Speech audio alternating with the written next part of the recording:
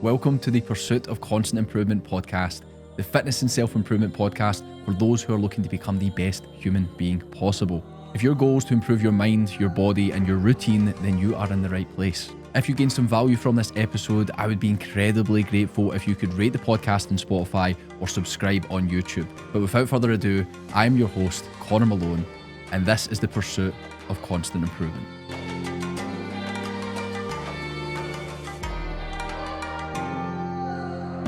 In today's episode, I'm going to be sharing with you how you can begin to feel in control of your life, how you can begin to follow through on the things that you say you're going to do and feel in total control of every area of your life that is meaningful to you. You can be disciplined, you can be consistent, and take action on the things that you constantly tell yourself that you're going to do. Because it's all too common. Obviously, I work with people on a one-to-one basis, and every single time I speak to people for the first time, they tell me about their goals. They're constantly telling me, well, I want to do this, I want to do that. But as we know, that doesn't matter. It's the action that matters. We want to follow through in our word and achieve the things that we want to achieve. We want to become the type of person that does the things they say they're going to do. Now, we're going to start off by going over the 7 key areas of life, which is something I learned from Dr. John Demartini when I attended his conference a couple of months ago in London. When you take control of the key areas of your life, that's how you gain control of your entire life. This is how you feel in control. Now, the 7 key areas that he has are the areas that he says are the most impactful. And you'll know that as soon as I start to run through them. So first of all, we have physically, we have mentally, we have financially, we have vocationally, which is your career. We have socially, which obviously includes friendships. We have spiritually, which means different things to different people, but generally it's what our beliefs, our values are, our sense of meaning, our sense of purpose in life. And then of course we have our family, our familial goals. So that's our core relationships as well. So these 7 key areas of life are really good for helping us get direction and help us get a control of our lives. Because you probably felt this before. At some point you felt like things just aren't in order. There's so many things up in the air. There's so many things that you don't have control over. But by breaking it down into these 7 key areas, it really gives us a good insight of what we have to improve in our life. Now, for example, physically, obviously that's our health. Like taking care of your health. All the other areas of your life could be on point. If your health isn't, then you're going to be regretting that. So that's the thing with all these 7 key areas. All of them have to be up to scratch. Now, they don't have to be at the best levels, but they all have to be at kind of median level. So, of course, we've got physical health. Now, in that, he basically says our whole well-being. He includes both mentally as well, because the mental section, he talks about knowledge and acquiring new skills. We have financially, which of course, to be in control of your finances is such an important part in our life, especially the modern life. Vocationally, our career gives so much to us. Now, I've spoken in previous episodes about the 3 biggest decisions you can make in your life, which is who you marry, where you live, and what you choose to do for a living. So that's huge in terms of how much it impacts your life. Now, if in your career you can see improvement, you can see structure there, you can feel in control of that, that's going to be a huge thing in helping you feel in control of your entire life. Now, socially, friendships, that's another huge one. You want to have good quality relationships. Again, you could be doing well in your career, you could be doing well physically and somewhat mentally, but if your friendships are lagging, you can feel an element of loneliness, which is never good because we're social creatures as human beings. Spiritually, this is a big one, and I feel like for me, when I look at me and a group of my friends, when we talk about this, this is one of the things that's a really strong point for me in the sense of a sense of meaning or purpose. I have a very strong meaning of a sense of purpose and direction in my life. And that all comes back to the pursuit of constant improvement. Now, of course, the last one, our family, our core relationships. Now, the whole point in these 7 key areas is we need to take governance of them. We need to take control of them. If you depend on anybody for any of these areas, you'll never be in control of your life. You always feel like someone else is taking over. So again, you can look at these 7 key areas and look and see, right, where am I lacking? What one of these areas that I really need to work on, or maybe it's multiple, that's fine. But I like to go through this list and I can see, right, I can compare where I'm at with all of these things. And if I'm lacking in one of those key areas, I start to build that up. That's how I gain a sense of control in my life. So this is one of the biggest things that you could take from this episode, is if you want to feel more in control of all aspects of your life and where you're going in life, you can look at those 7 key areas and break them down. Now, the next thing I want to talk to you about is values, but in the frame of what Mark Manson says. He calls them fucks. Now, he has a book called The Subtle Art of Not Giving a Fuck. So what is worth giving a fuck about? That's what you have to decide. Because especially in this modern world, we have absolutely everything we could ever need and want and more. So everybody's trying to do so many different things.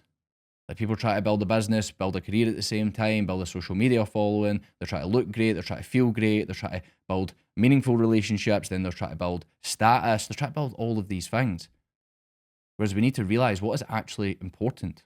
What are the things that you actually give a fuck about? Because these are the things that are at the core of your entire life. If you try to do everything, you'll do nothing. Like we've all heard the saying about a jack of all trade, master of none. That's what so many people try to do in life. They have so many desires. They try to balance too many plates. They spread themselves thin. Inevitably, that's the exact opposite thing that we want to do. If we want to feel in control of our life, we have to make it clear, what is the things that I give a fuck about? What are the things that I value? And then that's where you put your time and effort. Anything else, you put to the side. Like, is it your relationships, habits? What relationships do you want to not put as much time and focus into? What relationships do you really want to push towards? What do you really want to grow and improve with those? Like for me personally, I have a really untidy room, right? It's an absolute disaster. And people sometimes say to me, like when they see it, they're like, you're so well ordered in different areas of your life. How can you have a messy room? And the simple answer is because I don't give a fuck. Like so many people do, and that's fine. That's their thing. That's what they value. They value the cleanliness aspect of it, everything in order. It makes them feel mentally in a better position. I don't. I sleep in my room. That's it. I sleep in it. I get changed in it. Everything else is done in the office.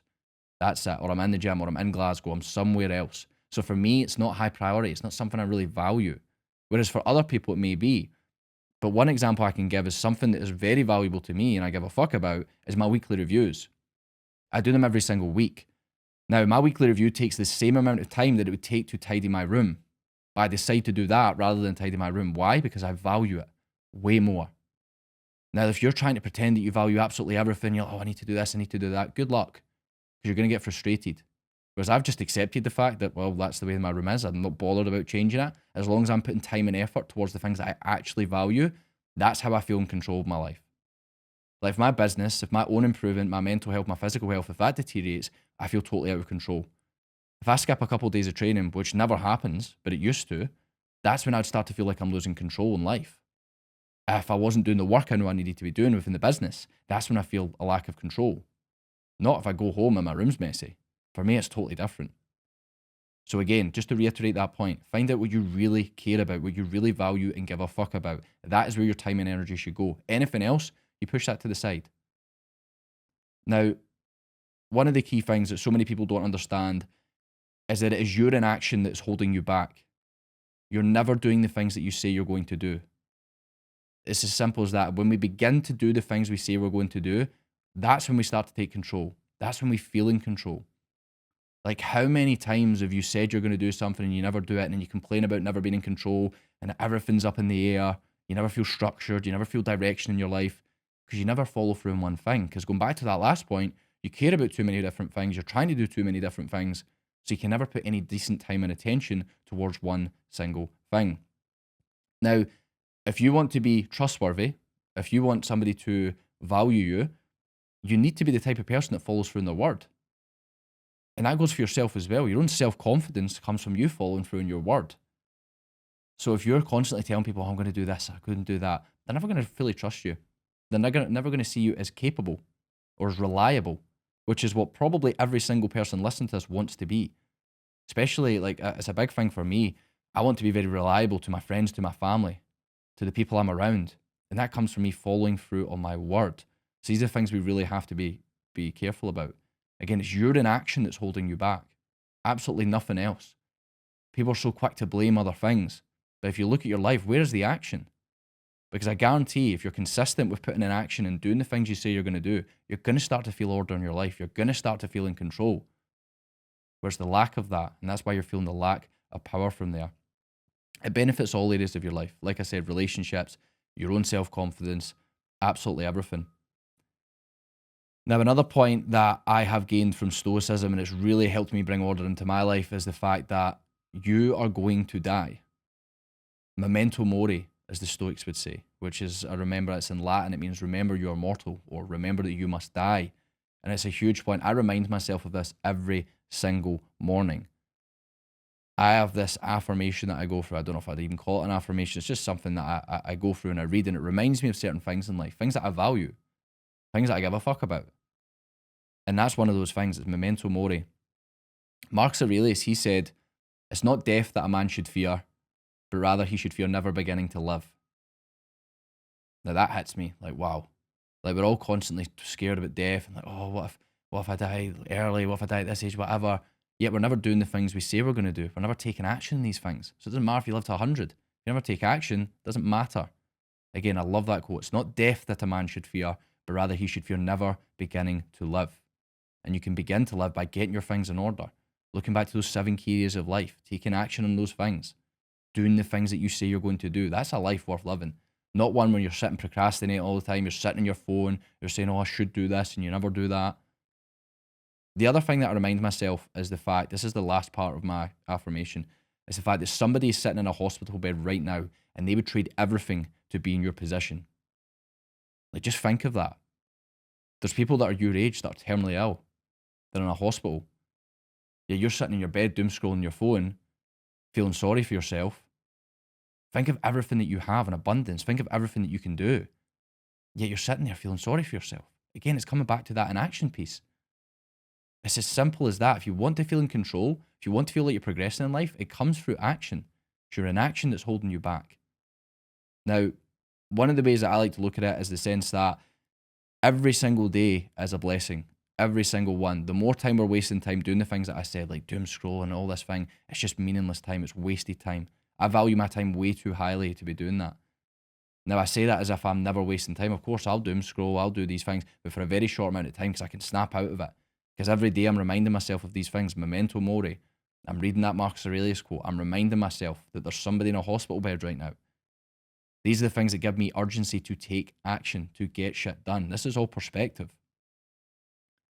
Now, one thing that helped me hugely in this was beginning to act as my ideal self. This is a concept that I've spoke about a lot. I use it with clients all the time. And it's where we envision the type of person that they want to become. And I'm not talking about, oh, I want to drive this car or live here, live here. Not necessarily. It's the traits and characteristics that they want to embody. Now, do you want to be confident? Do you want to be consistent? Do you want to be disciplined? Do you want to be trustworthy? Do you want to be reliable? What are these things that you want to become? As soon as you start to envision that, you can act as that person. People throw around the phrase like fake it till you make it. I'm not talking about that. We're not faking anything here. We're doing the things that you say you're going to do. Like, you want to be disciplined? Okay, get up at the time you say you're going to get up at. Doesn't need to be, like, this is the thing. People set too high expectations. They straight away say, I need to wake up at 6 a.m. 7 days a week. No, you don't. Start once a week, then do twice. But do the things you say you're going to do. Act as your ideal self would.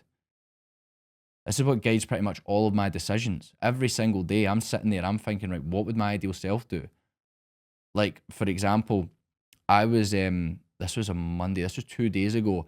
I'd had a decent day, but I'd got up a little bit later because I was at a class on the Sunday night, so I'd got home later. So again, I'd got to the point in the day where I was chasing my tail. I felt out of control. I was getting agitated at myself. And I was in the car, I remember I was driving, I was thinking, God, like, you could have done this, you could have done that, blah, blah, blah. I was getting on at myself. And then I reminded myself, what would my ideal self do right now? Would he be complaining? Would he get agitated? No. He would move on from it. He would analyze it, he would say, right, okay, this has happened. He would acknowledge it and he would move on. And he puts time and focus into the present moment. Because the more we get caught up in the past or the future, the more we're subtracted, we're taken away from that present moment, which is the only thing we ever have, is right now. So again, that's the way that I remind myself. I'm constantly asking myself, what would my ideal self do here? And that's what you need to do. You need to act as if them. Again, if you want to be disciplined, then be disciplined. Do the disciplined thing. Rather that it can be something as simple as like you're craving chocolate or whatever. Saying no to that. That's the disciplined thing. That's been a huge change for me in my mindset in terms of acting as if my ideal self. So again, you list those, whatever those traits, those characteristics are, and they guide your decisions there. It's like for me, training when I don't want to train. That's what my ideal self would do. Practicing gratitude when I don't feel grateful. That's what my ideal self would do. All of these things. And there's a quote from Marcus Aurelius, and he says, waste no more time arguing what a good man should be one. Like, how powerful is that? Just embody it. Just act as you want to act. Stop, like, we were constantly talking about all this. Like, I want to be this, I want to be that. Just act as if that. You want to be a disciplined person, start to act in disciplined ways. You want to be consistent, start to be consistent with small things, and that will develop over time. So we need to picture this ideal self, and we need to act right now as if they would. Now, from this episode, obviously, we went over some big points here. The first one being the main one of these 7 key areas of life. So what I would want you to do is look at those 7 key areas and think, right, where am I falling down at the moment? Is it physically? Is it mentally? Is it the financial one? Is it vocationally within your career? Is that something you need to develop to feel more order? Is it socially with your friendships? Spiritually? Like maybe you don't have a greater understanding of where you're going in life in terms of your purpose, in terms of a sense of meaning. Maybe it's with your family, your core relationships. Like, and you can look at that and you can analyze and you can start to see, right, what areas do I really need to put more time and effort into to improve and to developing? And that's how you'll gain more structure and more clarity in your life and you'll feel more in control. The other point, of course, what is worth giving a fuck about? We need to be asking ourselves this. Like, where are you putting time and energy into that you really shouldn't be? It ends up being an energy leak. The other point about inaction being holding you back and doing the things that you say you're going to do, it's huge. Again, that's like one of the most transformational things that I've ever realized from my own improvement. When I started to follow through in the things that I said I was going to do, everything changed. Started to do things that I hadn't been doing for ages. Started to grow more confident than I'd ever been before. The reminder that you are going to die. Memento mori, a huge point that we went over in this episode from here, especially that quote from Marcus Aurelius. I'll remind you of it one more time. It is not death that a man should fear, but rather he should fear never beginning to live. And of course, that last point that we went over, acting as if your ideal self. Act as them right now. Because you've got in your head, you're caught up in this person that you don't want to be. And you're acting like them. So what do you expect but not to change? Whereas when you begin to act as this future self, this version of you that you want to become, you ask yourself, what would he do in this position? Or what would she do in this position? And then you follow through in it. That's how we start to become that person. Now, I want to leave you with a quote for today's episode. The quote is by Epictetus, who's a Stoic philosopher. I've got a lot of Stoic quotes in here today. And the quote goes like this. It's a very short one. He says, "No man is free who is not a master of himself." The whole point in what we wanted from today's episode was to feel in control of our life. We were so focused on so many different aspects, but one of the biggest things you will ever do for your own happiness, your own fulfillment, is getting in control. Those 7 key areas are the place to start. When you take ownership for those key areas, you take governance for them, you can start to work towards what we call self-mastery.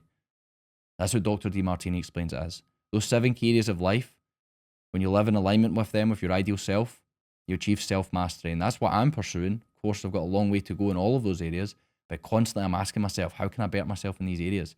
And that's the purpose itself. If you're ever wondering, like, oh, I've not got a purpose, whatever, it's different for every individual. But for me, that's it. Becoming a better man, becoming my ideal self, which evolves all the time. But by pursuing improvement in these 7 key areas of life, that's how I become him. And that's how I get my clarity around all these things. There are few greater pursuits in life than the pursuit of constant improvement, than becoming a better version of yourself. Now, if becoming a more disciplined, more consistent version of yourself, a more reliable version of yourself, somebody who has a strong physique, a physique that they can be proud of, a routine that they can be proud of, you may be very well suited in working with me one-to-one. I have a couple more spaces for my online coaching. So if that's something that is interest of you, you want to take your fitness and your self-improvement to the next level, there is a link in the description below. If you click that link, it will take you to my inquiry form, and then we can have a chat off the back of that. So that is in the description below. Other than that, a couple more points. I'm thinking about starting a YouTube channel. I'm going to Thailand in late June, and I'm thinking, obviously last time when I was there, I kept the podcast going, and I still intend to do the same thing. That will be a constant. But when I go back, I've been thinking about getting one of these, I forget the name of the cameras, the Osmo Pockets, right? So yeah, that's something that you can potentially expect on YouTube. Vlogs of my time in Thailand, pretty raw videos, kind of non-edited, just like these podcasts. These are all one takes, these podcasts, but I just want to show a different aspect of that. Last time I went out, I done a day in the life every single day for 90 days when I was out there, but I think a longer form of content would be something really cool to look back on in years. So something we can potentially look for. But yeah, exciting times ahead. Now, as ever, I hope you gain something from this. I hope this can help you in your own pursuit in terms of becoming more structured, becoming more in control of your life. And as ever, whatever you take from this, I hope you apply it to your own pursuit of constant improvement. Thank you for listening.